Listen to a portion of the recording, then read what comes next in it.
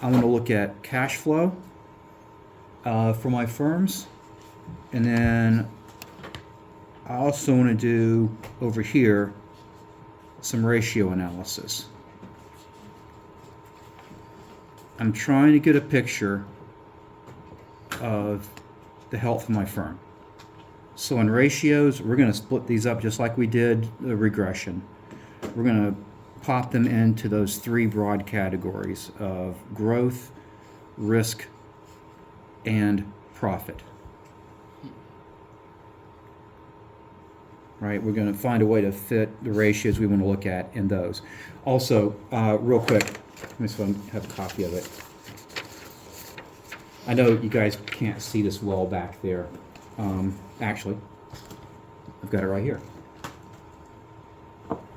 I've put this is a template we've used before in here. We've kind of developed over the semesters as a way of presenting this stuff. It gives kind of a nice, concise, easy way to look at it, put it together. The valuation stuff, segment analysis we'll talk about later, ratios. So the ratios you want to present, and then cash flows down here. The ratios you want to present,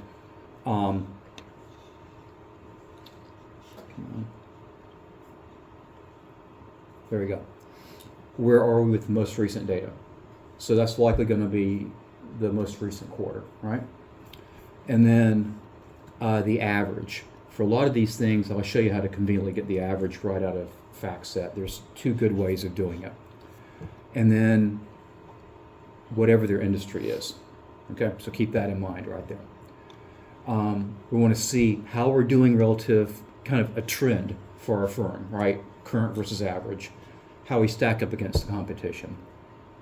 So keeping that in mind, let's go back over here and look at this. Let's first think about cash flow on here. So cash flow, a couple of things I want to do. I want to look at the cash flow statement.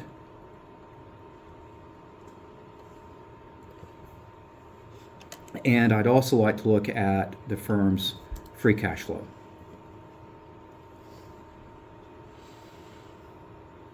So let's see, I'm just going to pick just any firm here. Let's see, let's do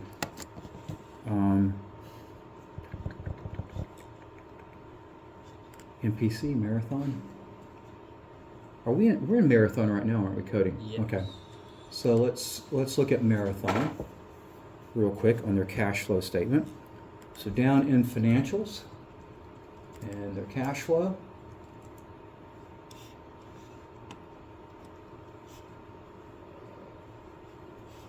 Okay, before we even look at the cash flow statement, let's back out real quick. Let's look at something else. Let's go to the income statement.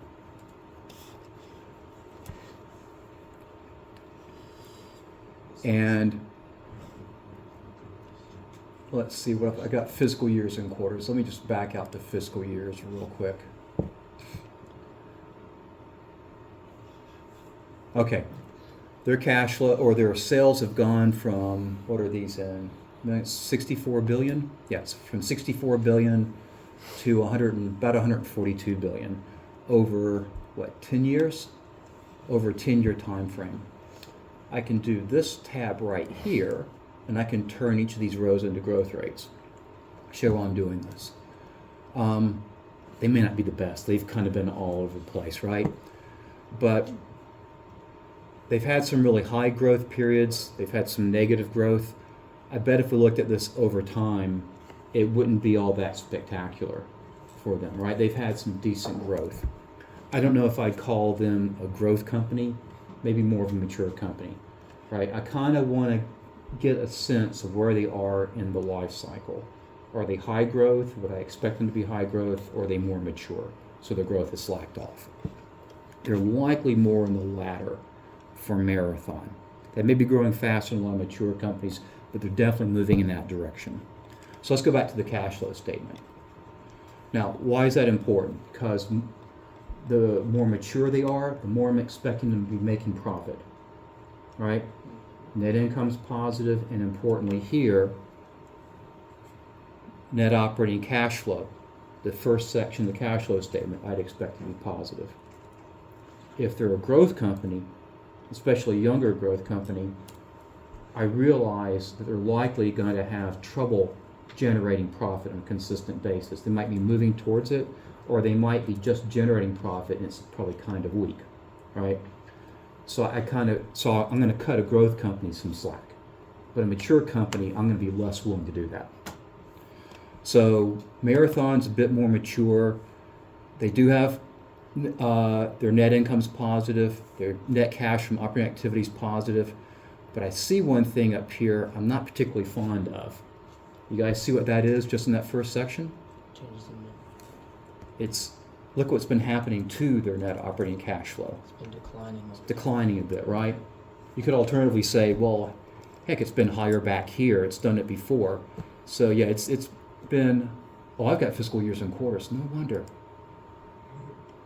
So it looks Always like they- check what's on the tabs first. looks like So let's see they what sold happens something. now. Still declining. Oh, something. Okay, so it's not as bad now, right? That's weird. They're definitely higher the prior 2 years than they have been recently this year. But oil prices were a lot higher too, right? So it kind of makes sense for them that they were generating more operating cash flow. So it's nothing negative there, which is kind of good. I don't see anything negative there. Now, what else do I want to look at? I would like to look at cash flows themselves, or free cash flow. FactSet computes it for you down here at the bottom of the cash flow statement. It's not part of the cash flow statement, but they compute it from it. So free cash flow, so the last 12 months they've got 5326. Let me see if I can, that's a bit too big. Let's go back. So 5326 is their free cash flow. Here's how FactSet calculates that. They take operating cash flow, 7581, and then they subtract out capital expenditures, which, since that's the cash flow from it, that means they bought capital, and they spent $22.55 doing it. So I just want to take the operating cash flow and add in the negative $22.55, and I'm going to get $53.26, which is their free cash flow. Okay. Now, look in this. So you guys remember the sections of the cash flow statement? Operations, like their basic business. So drilling for oil, bringing it out and selling it. Investment, growing the business. Financing, how do they finance all this, or what do they do with the excess cash flow, right? Do they pay out dividends, things like that? So they're making money from operations, from drilling for and selling oil. They're growing, but they're not just growing from putting new wells down up here. You know how else this company's growing? Acquiring other things. Yeah, so you see this right here? Acquisitions. Net assets from acquisitions, right here. Then they've also sell of fixed assets in businesses. So they tiny cash inflow from selling something, and then a $1 billion outflow from buying another business or acquiring other companies' assets. So here's what I'm about to get at. FactSet does not consider that when it's doing free cash flow, but it should be, because that enhances Marathon's ability to generate cash flow in the future, right? And they're definitely spending the money. So if you guys are looking at cash flow, and you need to, right, or template down here, operating cash flow, CapEx, acquisitions, and then recompute cash flow. Don't use FactSet's number, recompute it by adjusting for acquisitions. So if we do that for Marathon, their cash flow won't be that 5326 anymore. I'll take this $1,094,000,000 out as well, and I get 4232. Still pretty good, but it's less than it was. Okay, so that's, to me, that's, and I could add in that 7 right there. 4239. That's really their free cash flow for that period. Right, so I'm adjusting for these two items here. Real quick, they've also got some other things in the middle section. Purchase and sale of investments. They brought in a little over $3 billion. What is this?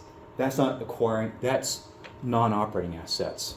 That's like long-term securities, things like that. So it's financial assets. It's not operating assets from other companies or shares in other companies. So don't worry about these right here. This is more of a use of cash flow than anything else, or a source. Okay, so that's how you can go compute this. Let's see, back that back out.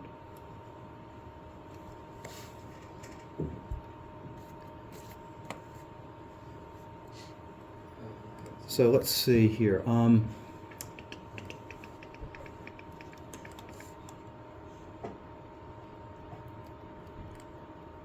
bring up.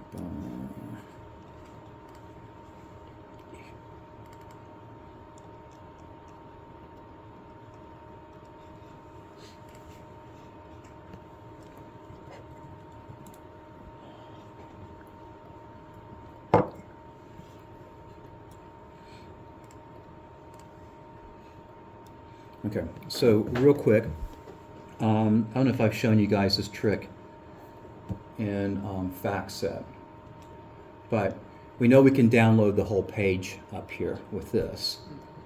But if I really quick just want to go and get some items, I can select this row here, just putting cursor on it and right clicking, and then Control C, I can copy it and go to Excel and dump it straight in.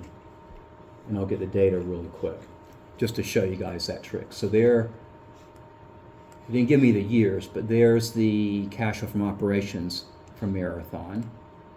If I come up here, I can get the CapEx for them as well.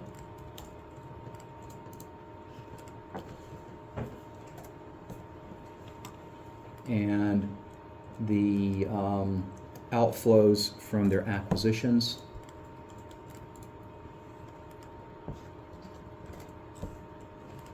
And then I just come here and do free cash flow.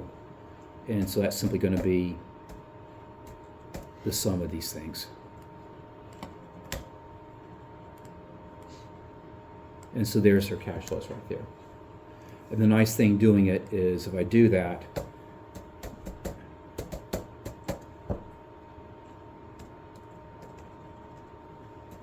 Did you mean to take capital expenditures out twice? what's that? Did you mean to take CapEx out twice? I did not. We'll correct that in a second. It adds to its end. Huh? Adds to the accuracy.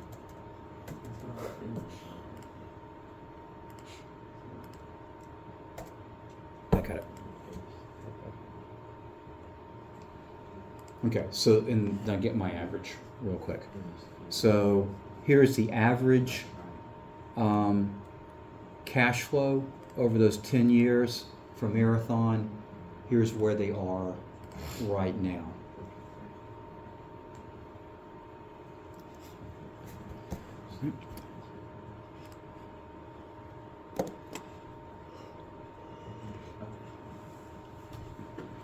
We'll come back and look at a few more things in cash flows in just a bit. Let's see. So now let's look over at ratios for a bit. So let's see. Let's do this. Let's start over on the right with profit. So if I'm looking at profit, I've got several possibilities that I can use here. So I could look at either the operating profit margin or return on invested capital.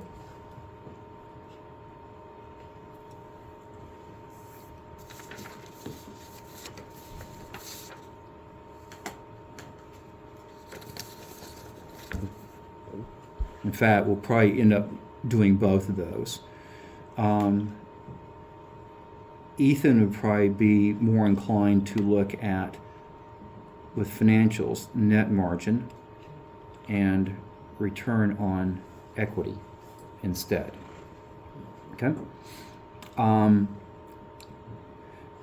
I said, we'll probably look at both of these, not one or the other. And when I say one or the other, I mean like net profit margin and ROE, Mm-hmm.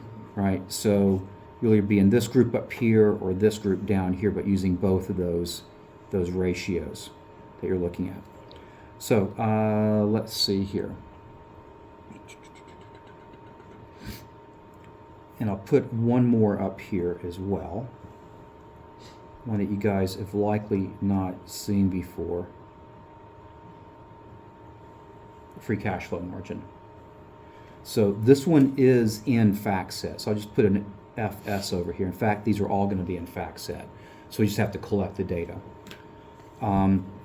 Free cash flow margin, just to show you how it's computed, it's free cash flow divided by sales.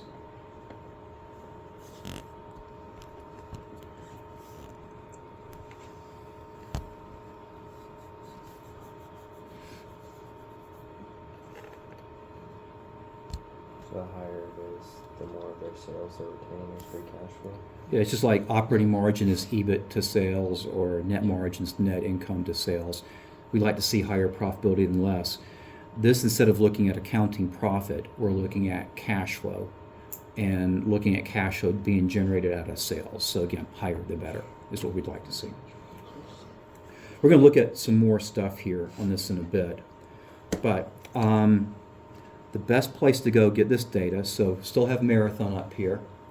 So let's go to key items. The first item in the financials menu. And we've got profitability, and right near the top, there's my operating margin, right there. My net margin, free cash flow margin, and then a little bit further down, we've got return on equity. I don't know why they do this. They got return on equity and return on common equity, same thing. I suspect what the difference is if a company has preferred stock, they'll include that in equity, but not common equity. I'd be surprised if many of you have that come up at all. It's just not going to be an issue. Return on invested capital. Let me show you something real quick. Let me see if I can do it this way. Sometimes you click on these, you can see how FactSet computes this. And so I just clicked on return on invested capital, net income to total invested capital. That's not the definition we tend to use. If I click on the next one down, cash flow return on invested capital, I think it is. Let's see, is it this one? Nope.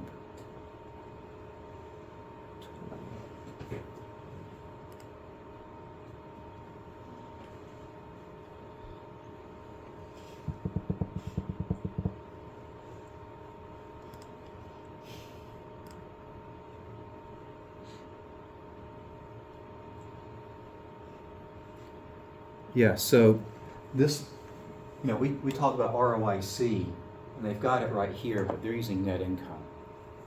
We want this cash flow return on invested capital down here. So that's actually the ROIC that we kind of have been using all the time, right? So that's their ROIC right there.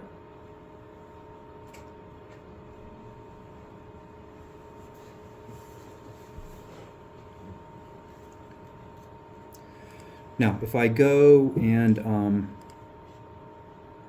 let's see, let's go back out to, so if I were to have, say, copied that row over to Excel, in fact, let's go ahead and get that real quick and just grab it.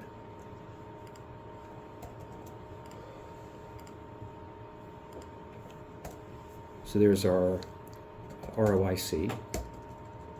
And again, I'm going to go ahead and just get the average on this.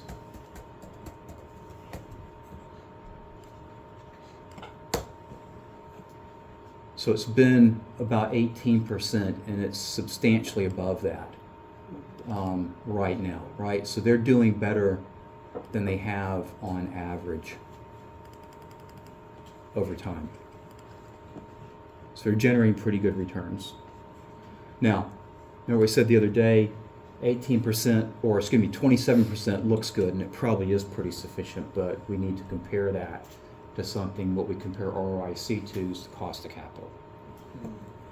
So I want to get out of this page real quick and go all the way back up to snapshot on the overview page.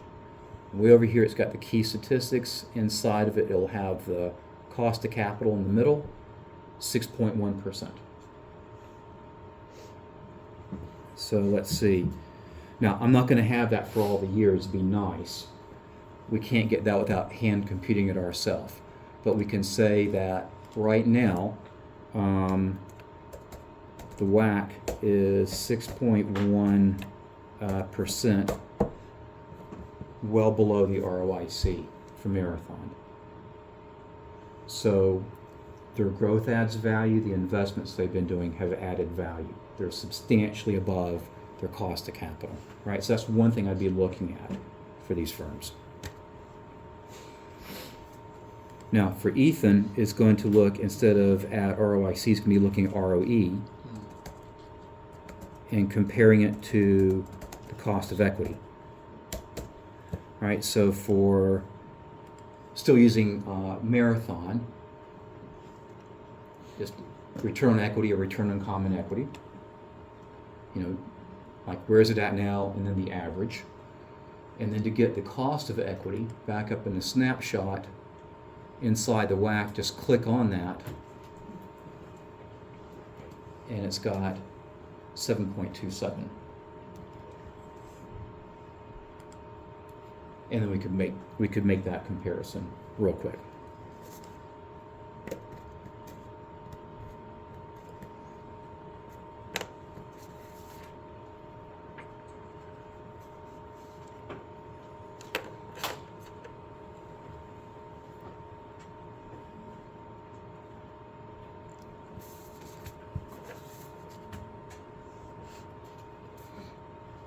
Okay, let's go over and look at let's look at the risk element real quick.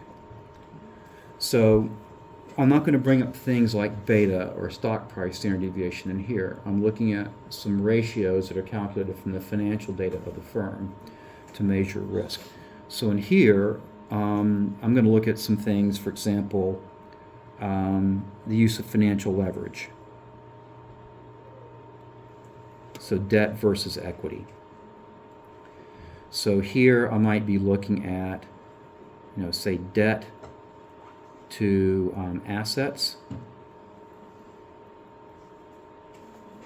debt to capital, or net debt. I don't want to look at all these. I'll pick one of them, right? Just pick one of it and be consistent with it. Net debt to capital. And by the way, these, let me change this out up here. I got financial leverage. These are financial leverage or debt ratios, but these are also referred to as coverage ratio, or excuse me, solvency ratios.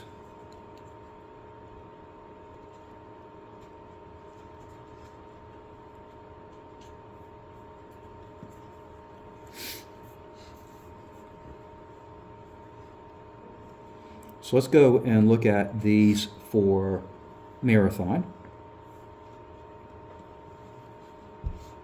So for these guys, I don't think in key items. Yeah, they do have some of them in key items up here. So liquidity and coverage, which is not what I'm going to. Okay, so in the key items, by the way, they've got ratio analysis down here that's got a substantial list of ratios.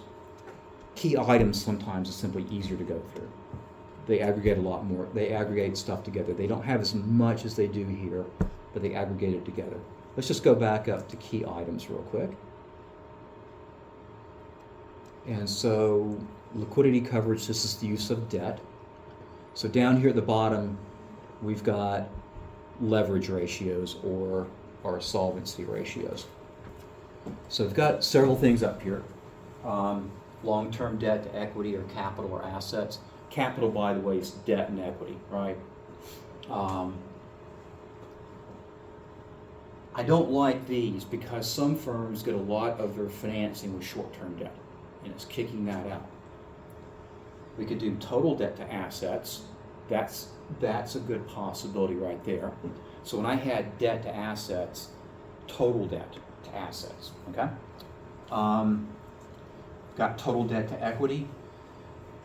Now notice something real quick here. So Marathon again, here's December of last year. Total debt to assets, about 33%. Every dollar of asset, 33 cents is coming from debt. Total debt to equity, 117%. Now, usually I'd say between these two ratios, use debt to assets, because even in here I find a lot of people freaking out when they see 117%, but that's common. All that means is debt to equity. It means there's $1.17 in debt for every dollar of equity. So if you put those two things together, it doesn't sound as nearly heavily levered when you think about it like that, right? Since it's debt to equity. Now, they've got one other thing up here, net debt to capital. So what's net debt? And if you notice real quick, so they had, let's see, so that's 34.55%. I'm trying to think of what I want to compare it to. Yeah, right below it. So net debt to capital, total debt to capital. Total debt to capital is almost 54%, and net debt is just over 34%. Almost a 20% difference in them, right? So what's the difference between, the denominator is the same. So what's the difference? I know what total debt is, short and long term, but what's net debt? Any ideas? It's taking something out. I'm guessing, is it taking out? Not quite. They're taking out something they could use to pay their debt with. Oh, are they taking out Bonds? Bonds? equity? Not equity. Mm-mm. They're taking out cash. Cash, yeah. Taking out cash. They're Yes. taking out cash and short-term securities. Why? Because, if this company got into trouble, they could pay a certain amount of their debt off, like right away, right? They've got the cash to do it. The question is, can they pay it all off? No. But you can see, like, if you thought, debt to capital, about 54% is excessively high, this adjusts for firms that have lots of cash holdings, and it doesn't look as risky.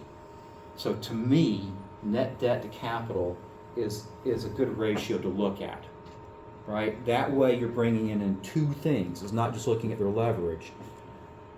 It's also adjusting for those cash holdings. So two firms could have high leverage, but one firm has a lot of cash, so their net debt's low, and their net debt to capital is going to be low as well. They're a lot safer than the other firm with low cash and high debt.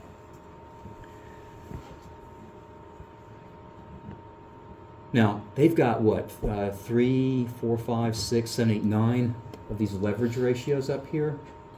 Just pick one, right? So if I were doing it, maybe I'm going to pick net debt to capital. And I'm going to use that for my company, my peer group. I'm going to do it for all the companies I'm analyzing. I'm just going to be consistent in it. All right, so that's one thing. Just be consistent in it. And by the way, as much as you can do that, it helps because while you don't have to present the same that anyone else in here is presenting, it helps if you're presenting the same analysis from company to company so that everybody else in here can compare those companies to make an investment choice. All right, let's see. What else? So solvency or leverage ratios. Another category would be coverage ratios. So this would be things, for example, like the current ratio.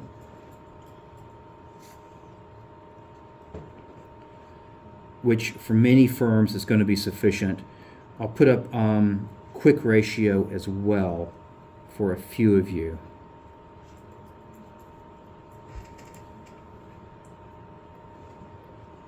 Oops, I'm sorry.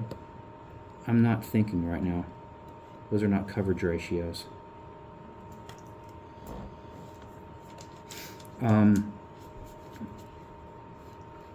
Traditional one is EBIT to interest, so times interest earned. FactSet has that right up here in these coverage ratios. You can see interest coverage, EBIT to interest expense.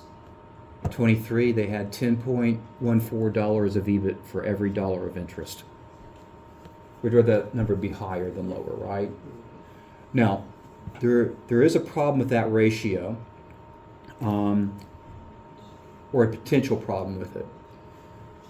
It's operating profit divided by interest expense. And just because I pay my interest expense doesn't mean that I'm good and clear with my creditors. I might have to pay down some of the principal, so interest and principal payments, and I might have leases. And if I don't pay my leases, I can be in bankruptcy too. So lease payments. EBIT, it's nice to think operating profit, but I've taken some things out to get EBIT that I never had to spend any money on, like depreciation and amortization. So I can add those back.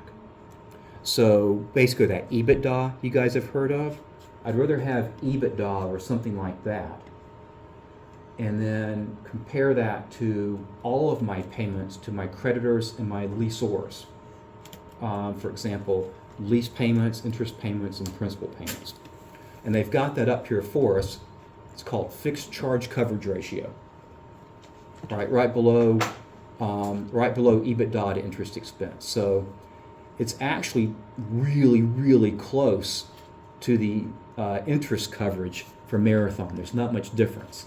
So they're not paying a whole lot of principal or lease payments right here. So most everything they've got on here is just interest payments on their debt, but that won't be the case for a lot of firms, right? So you could say the fixed charge coverage ratio at times is probably going to be lower and not look as good as the interest coverage ratio because you're throwing more stuff in it. So let's put up here this fixed charge coverage ratio. Now let's go and put in the ones I mistakenly put in a moment ago. So liquidity ratios. So there are a couple of them here we could look at. One would be the current ratio.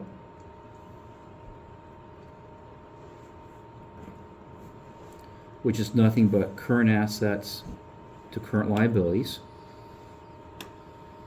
or alternatively the quick ratio,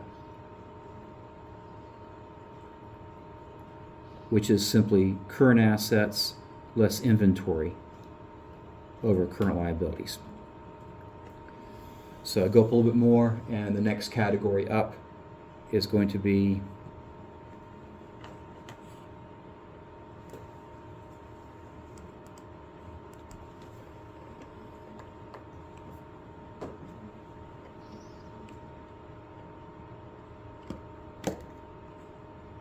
my liquidity ratios, right? So current ratio, quick.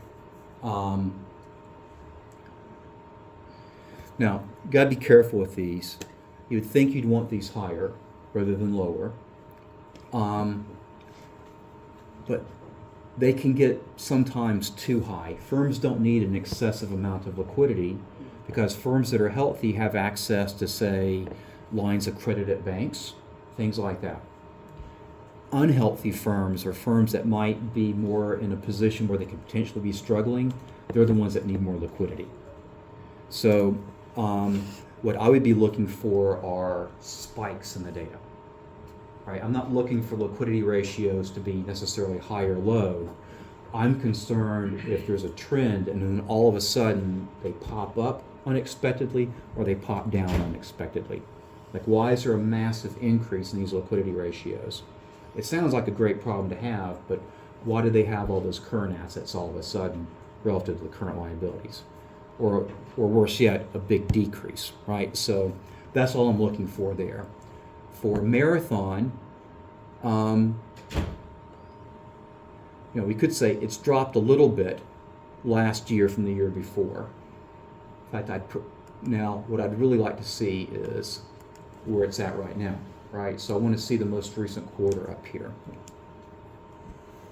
Keep in mind also, I've had the past fiscal years, and that got me through December of last year, but I want to see the most recent data possible. So let's see, where are they now? So it has dropped off some, hasn't it? It's been on decline for a little while. And what's been happening?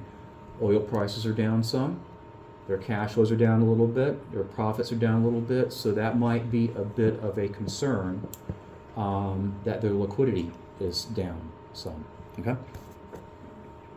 So you kind of see the picture. We're trying to get a picture of, are there risks and concerns that we need to be aware of? And we can maybe develop some of that by looking at these ratios. All right, let's see.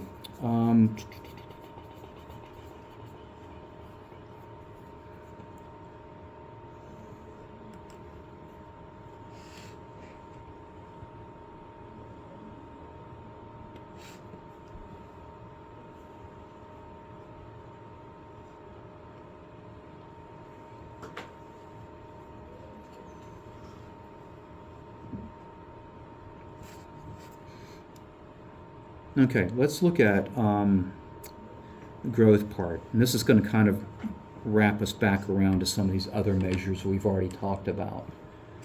So, for growth, obvious thing would be to look at sales growth.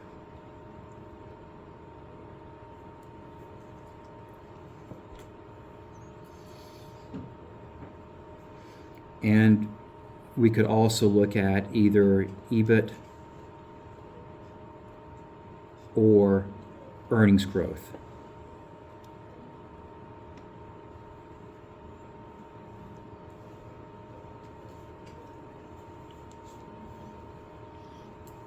We're not going to worry so much about earnings growth, right, or EBIT growth right now. We'll just think about sales, or earnings. We'll just think about sales growth for the moment here, real quick.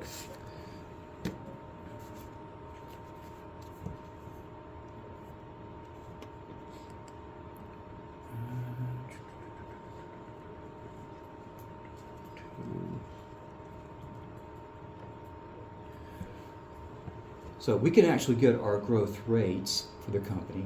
If you want to see what they've been doing from period to period, you can go to the income statement, and they've got growth rates in there, right? So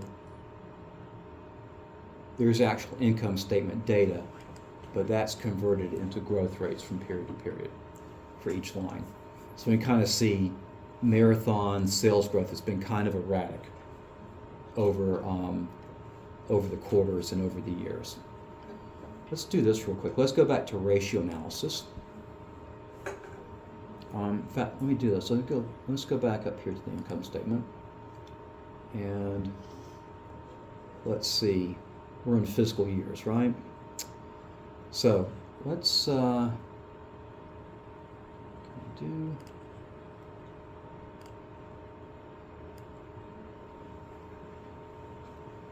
just want to get a quick snapshot of that right there. You'll see what I'm getting at in a minute.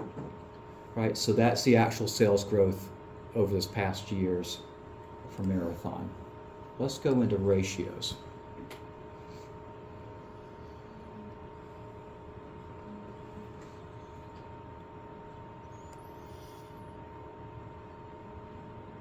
Okay, notice this section right here. We've got DuPont analysis.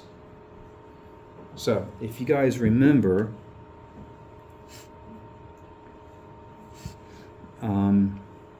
DuPont analysis says that, for example, return on equity, so net income to shareholder equity, can be computed alternatively as net income to sales times sales over total assets times total assets over shareholder equity. This is our net profit margin here, asset turnover here, and our equity multiplier here. So we're looking at profit, efficiency, so how efficient you are in utilizing your assets, and then financial leverage.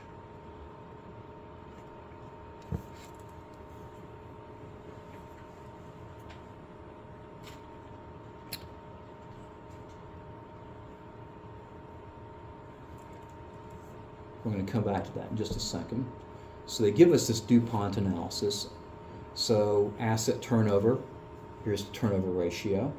And we can see, for example, it's been fairly erratic for Marathon, but at least through last year, they're a little bit above their 5-year average, right? So a little bit better in asset turnover, sales to assets. I'd like to see that number higher, right? They're producing more out of their fixed assets or out of their assets. And then they've got their profit margin here, next below that. Profit margin a bit 11.5, then it dropped to 9.42, but they're both above their long run average. Those two together give us ROA.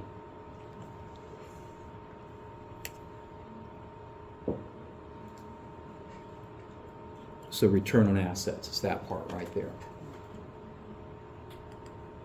And then we can adjust for the use of leverage, so our equity multiplier, they give us that down here, and that gives us return on equity.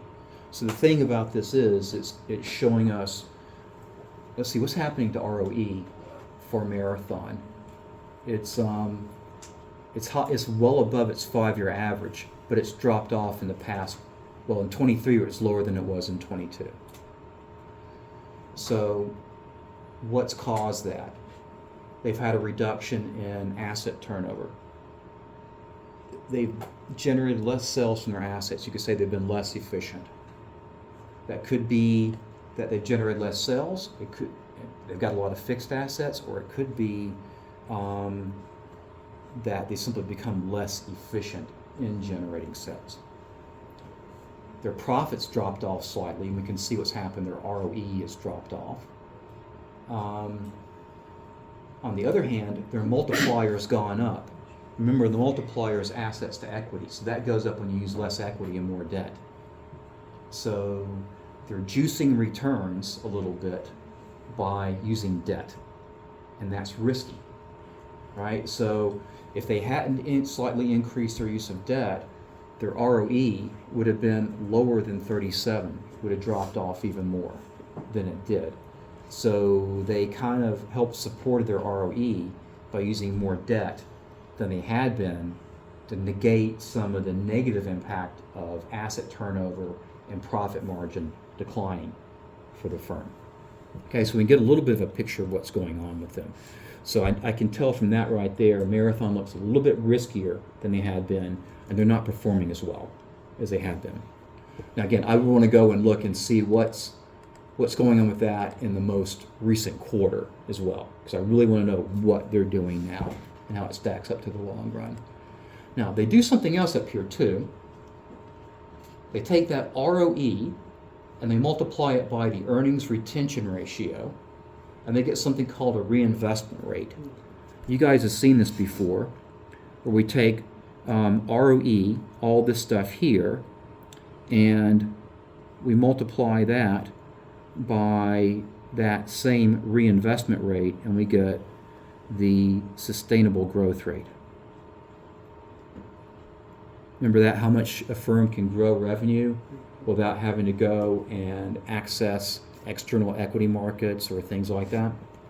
So they've done that computation for us, and they're saying that ROE along with the reinvestment rate, back in 23, they could have grown at a sustainable rate of 32.28%. 48.8 the year before that, on average about 7.8. So let's go find that screenshot that I took. And let's compare these two things here. See what I can do here. There we go. There's that reinvestment rate. There's that sustainable growth rate, the top row. And let's compare that to what we've got right here. And see what we can find out. So, December 23, back to, I guess that's 15 right there. So here's our actual growth. They were negative through here. Their sustainable growth rate was positive. So they would have been accumulating cash in non-operating assets during that period, or at least could have been. Pretty close to the same. There's, let's see, these were actual, so they're growing faster here, about the same. They're growing much faster here, much about the same. So for a lot of these periods here, they're growing where they would have needed capital. So what am I getting at with, let's see, what are they doing now? Let's see, about the same in 23. Their sales were dropping. Their sustainable growth rate was around 32%, so they could have been increasing capital during that time period. So the reason I would look at that is, for example, if I had something like, where was it? Sales growth here that's growing much more rapidly and sustainable, they're going to have to be able to raise capital. Is that a concern? Well, if a firm already has really high leverage ratios, they may not be able to access capital debt markets, right? Or at least not without a very high interest rate. So to get more capital, what would they have to do? Well, if they've already done a lot of debt, they might have to go to equity markets. Mm-hmm. What happens if they go to equity markets and issue that? Yeah, because it dilutes shares. People take it as a negative signal, right? You'll see that next week, Brooks, when we talk about signaling effect. So it may be for legitimate use, and the firm may do a good job using that equity, but if they have to raise equity, quite often markets don't quite like that. So that's a decent reason to go look at the actual growth rate and sustainable growth rate. You can do it pretty easily in FactSet by looking at that. And like I said, you can see why the sustainable growth rate has gone up or down by looking at that DuPont analysis. Has it gone up or down because they become more or less profitable? Because they're using their assets better or worse? Or because they're using their debt more or less, and therefore they've got more or less risk? Which one is more of a negative sign if their sales are higher than their reinvestment rate? Yeah, so like December, let's see. Yeah, so right around this period, ignoring here, they were actually growing pretty fast in these years and way above what was sustainable. So they've got to raise capital to do that. Remember, sustainable means how fast can you grow without changing your capital structure and without accessing external equity. So when these numbers here are higher, or when they're less negative in some cases, then you're going to have to go either to equity markets or borrow a lot more money. And if you already have a lot of leverage, you might be looking at substantial interest rate hikes. Besides,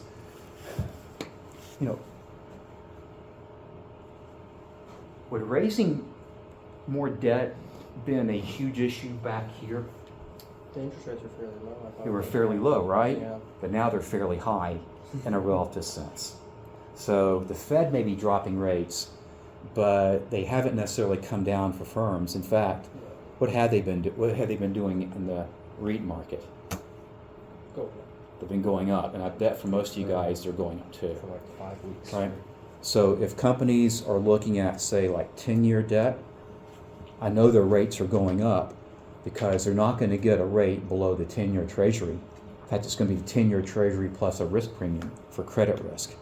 And the treasury's been going up. And in fact, since Tuesday night or since Wednesday morning, it's gone up fairly substantially. It's around 4.5% now. So firms that need to raise debt, they're going to find it really expensive in comparison. In fact, they're probably not going to want to do that. So that could be a choice between curtailing growth and paying higher interest rates. Okay, let's see. What else, Kim? Yeah.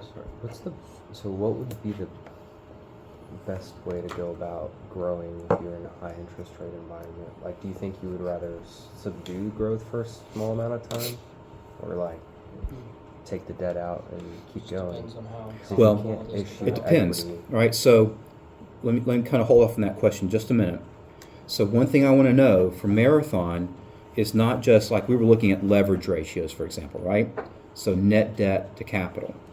We saw it's, is 34.55%. Now that was last year.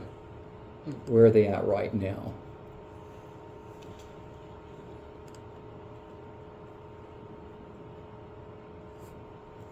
So I want to get that average using the annual data, but right now they're at 50%.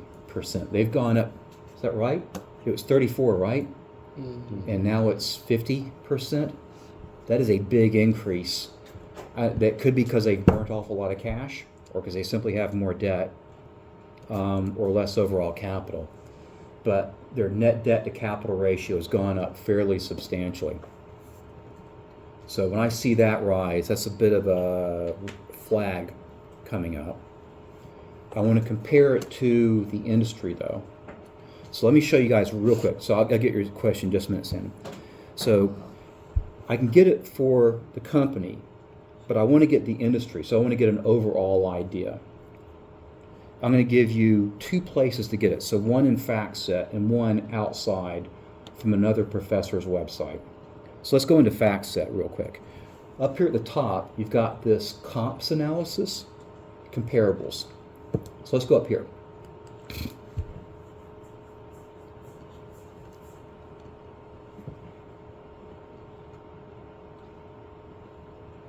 All right, so they've already given me a set of comparables right here from Marathon Petroleum. I can change that peer group right here if I want to. I can change it up here in this thing. I can modify it. Let's just go with this for right now. So I've got, let's see, it's got selected financials, I've got valuation, margins, other things. I can build a custom one up here. And let's see, I'm just going to put, for whatever reason, usually it has it where it can let you build one. It's been messing up on mine. So you guys should be able to find on yours where it lets you build and put in whatever you want, and then you name it whatever you want. Something's messed up on mine. So I'm just going to show you leverage where I already went and did that. And it may have put it up. Yeah, it's right down here. Now, if I wanted to go and, let's see. So you can see, here's my net debt to capital. So there's Marathon, 50.2. Phillips, Valero, other companies. Here's the average, just under 43%, and then the median, 33%. They are well above the average and the median. So they've got a lot more debt. So that could be a bit of a risk for them. They, on the other hand, have fairly high returns compared to their peer group. You can see the ROA and ROE are fairly high, so they're a bit more they're a good bit more profitable. Their asset turnover is a slight bit below. They're not quite as efficient. They're a good bit more profitable, even though they've got more debt on board. So let's see. if I wanted to add something up here, all I have to do is click on the pencil that lets me add. I could search through here and find what I want, or I could simply type up here and say, I want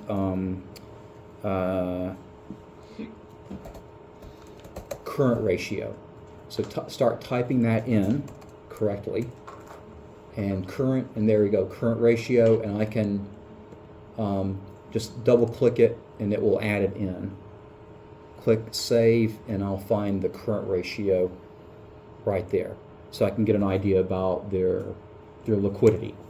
Or I could put a coverage ratio in there, like the fixed charge coverage, and kind of get an overall picture of how they stack up to their peer group. So all the ratios you get for your firm, both the current and the average, you can go in here and get the exact same things for your industry group as well. And pick either now, which do you want to use, the average or the median? It depends. Now, for most of these, like the ROAs, the ROEs, asset turnover, I don't see huge variation, and these are pretty close. I just go with the average. But what if we're looking at, say, net debt to capital? I see Calumet down here has a massively high net debt to capital. That really skews the average up high. So maybe the median is much more reflective. In other words, if we took them out, it'd be a lot lower. If we took them out, Marathon would look pretty high, along with CVR right here. So maybe that median is a bit better. So this comps tool's pretty nice. In fact, you could just have a custom one up here and just start plugging in whatever data you need. And the data would be whatever you've got ratios for your firm. You want to find comparable ratios for your industry. Just plug those things in here and get off either the mean or the median. And there's your comparables.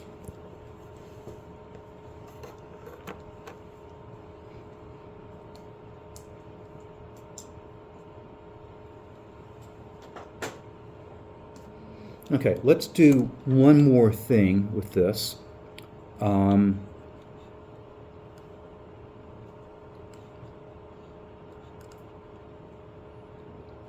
Since it looks like from our analysis, I didn't mean to spend all the time on Marathon, but since we're doing it, let's just look at one more thing in terms of Marathon related to their financial leverage. So let's look at their credit analysis down here. So inside credit analysis, they've got a number of tabs. So let's just look at this DCS overview.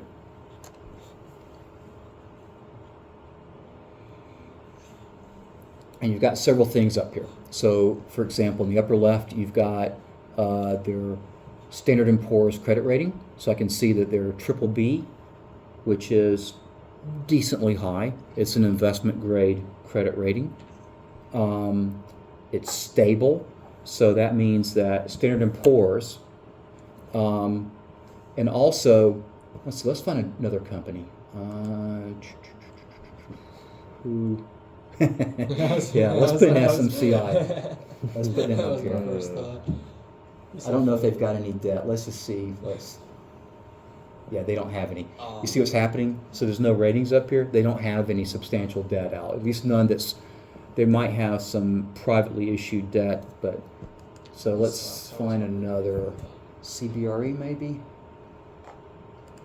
Let's see. We'll keep trying until I find what I'm looking for.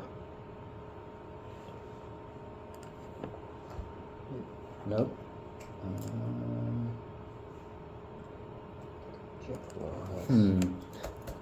You can see what he's been Yeah. He's been keeping close eyes on a couple of risky stocks. There we go. I wonder. Lamb Weston. Oh, there we go. I didn't Some think junk bonds there. potatoes could ever be. Okay, here we go. So the potato guys. So they've got a BB plus rating, so it's a little bit lower than Marathon's. It's perceived as being stable, and it was recently upgraded, was what I wanted to show you guys. right? So has there been any movement in that recently? And yeah, there has. It was a lower credit rating until just recently. Now, when companies, in assessing the credit risk of a company, there's two groups that do this that we can get out of FactSet. One is Standard & Poor, right? So we can see the credit rating. It was recently increased, so that means their credit position has improved according to Standard & Poor's, and they see it as being stable. Like, we don't see another change in their credit rating going forward. We think they're kind of on a level plane now. There's also a market assessment of this company's credit rating, and that comes from this right here, the CDS, credit default swap. So who in here has taken or is taking Gal's Yes. speculative markets? The swap, you're swapping for a fixed and a variable rate, right? And you're Not quite, but it's a Okay. swap. So have you guys taken that? yes. Okay, so here's real quick what's going on with this. So a swap is a financial instrument that does exactly what the title says. You're swapping things with a counterparty. So there's two groups, just like there's two opposite ends of trading on anything. Selling a share of stock, buying a bond, whatever, taking a loan out at the bank. So in a swap, there's two parties swapping. One kind of swap is a fixed for variable interest rate swap. Sometimes companies or investors want to exchange currencies, so they do it not by going to a currency trader and trading. They do it with a swap. I might have a bond, or I might have loan payments in euros that I got to make at the end of each year, but I generate revenue in dollars. So I might want to lock in my exchange rate going from dollars to euros, and I can do that with a currency swap, allowing me to pay off that foreign loan. There's also a swap that focuses on credit risk. This is what a lot of people who've looked at swaps aren't aware of. So a credit default swap, a CDS, works like this. You've got a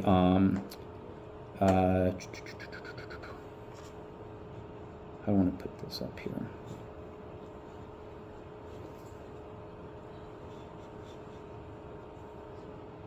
You've got what's called a protection seller.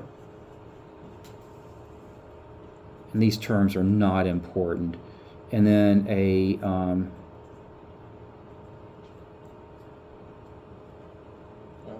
protection buyer. And the equivalent of that would be the buyer would be, for example, a homeowner. A homeowner with buying insurance for your home. And the protection seller, the equivalent that you guys are aware of, would be an insurance company.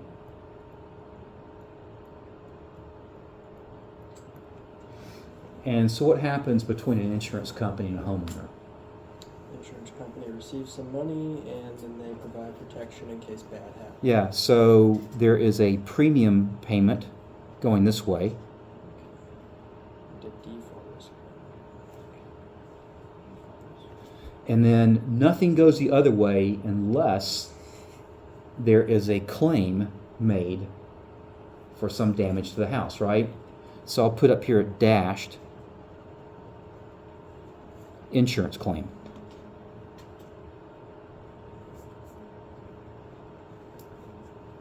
So dashed, if not, like, I don't have a tree crashing into the roof of my house, I don't need to file an insurance claim, right? So I've paid the premium. You could say I was covered in the event something might have happened, but nothing happened. So the insurance company got my money.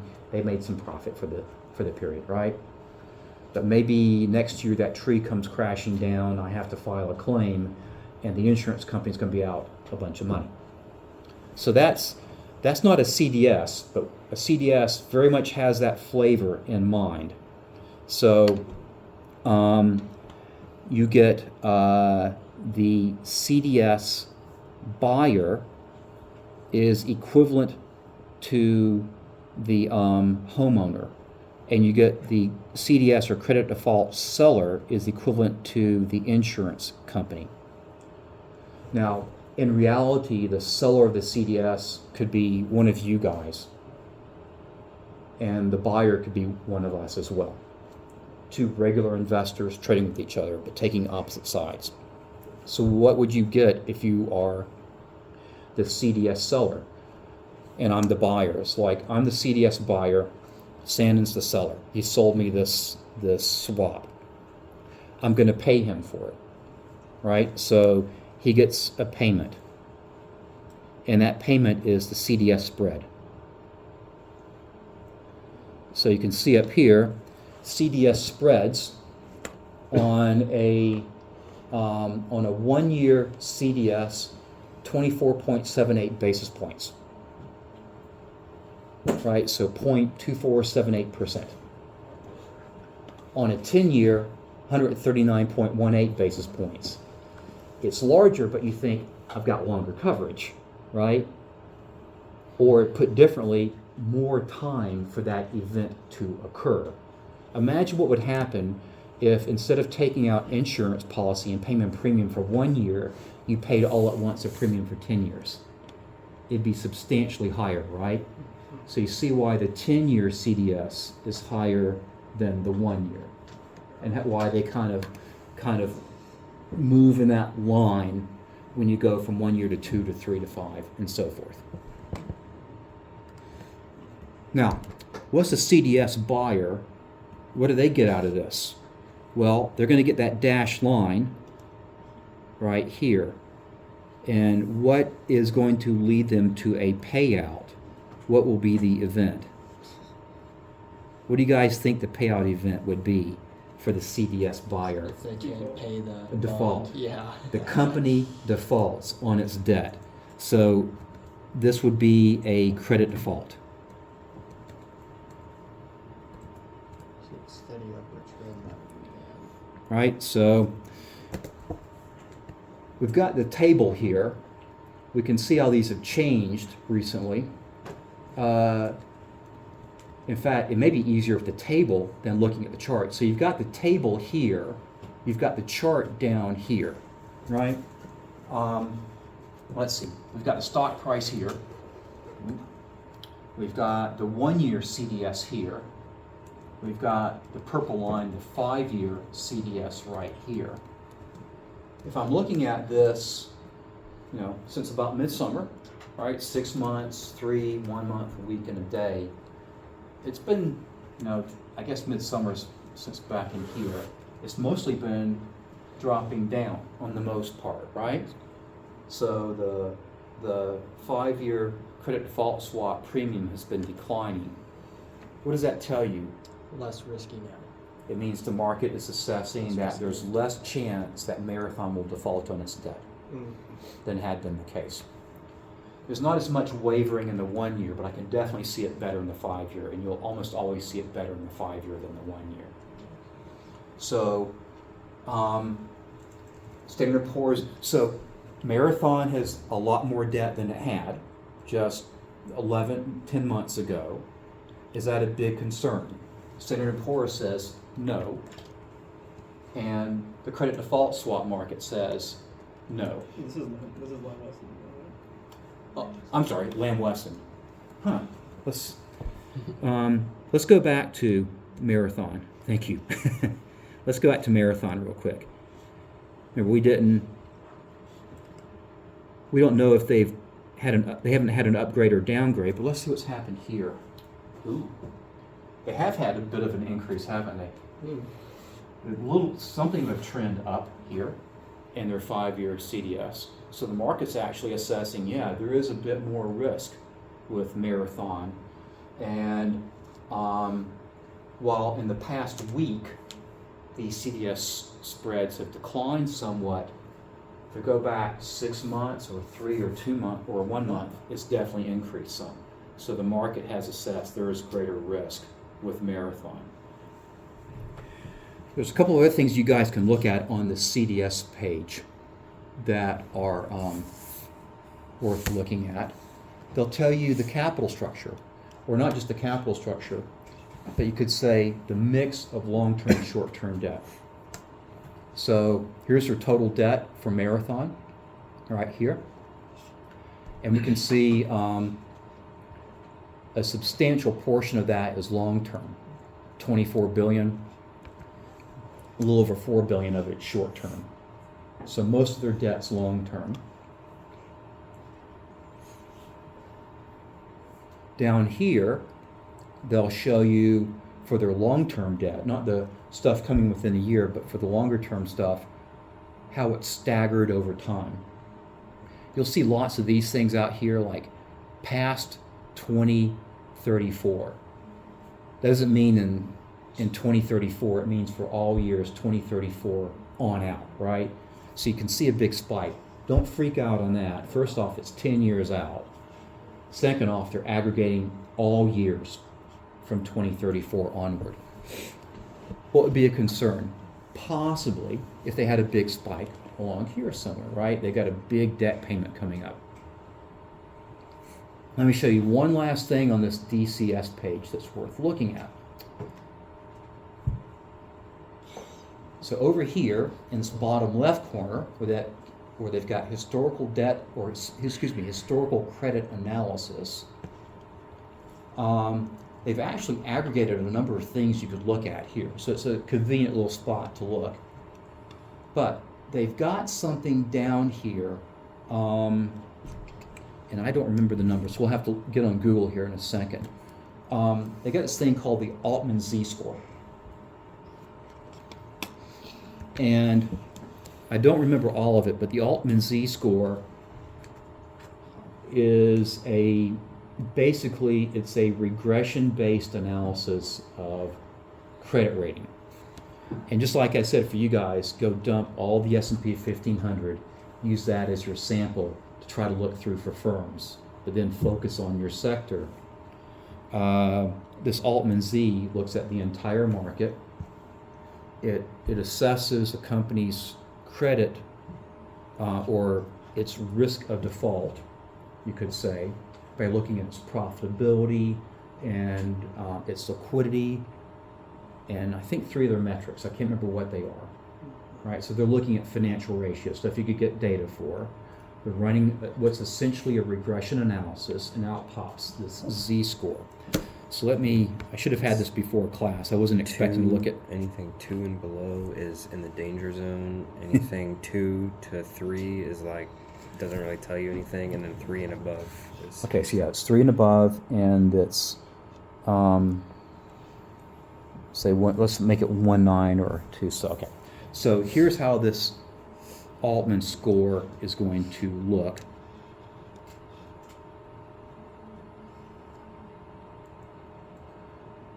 So it's going to look like this. We've got a 3, and then we'll say a 1.9 down here. Up here is good. Down here is, as it said, danger zone. Can you get by? Hey, Dr. Jones, I got to go to a football game. Understood. That's fine. So danger zone, and in here we just put a big.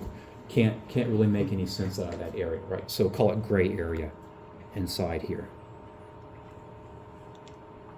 That's where analysis goes to die.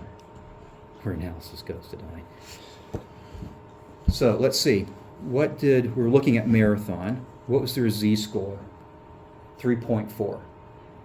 Right, so that's where they're at right there. So here is Marathon Petroleum Corporation, a 3.4. So they've got more. We don't know, maybe their Z-score has come down some. We don't know that. We know they've got more debt than they had. We know that S&P still rates them high with a stable outlook. but we know the CDS market is assessing them as being a bit riskier than they had been. The Z-score is basically saying there's not really any substantial risk of default. It's above 3. Right? That's what that's telling us. So in other words, the good area, no substantial risk of default. The danger zone, there is substantial risk of default there. In that gray area, who knows? Can't really say much about it. Right? We could say it's kind of concerning that a company would be in there.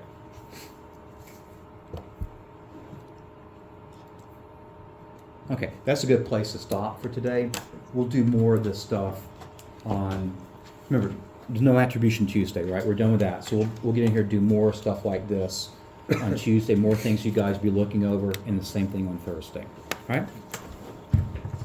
Do you have will you be here tomorrow? I will be around tomorrow. I don't know what time I'll get in. I hate to ever commit myself to a certain time in the morning on Fridays, but by 10, I will be in here. Most likely much earlier than that, but certainly by 10, and through the afternoon I'll be up here. Dr. Jones, I sent you a link to all the videos of Okay. this class on Okay. Facebook. Sounds good. I'll be adding this one on there too. You shouldn't have to add to it. Should link a playlist. Okay.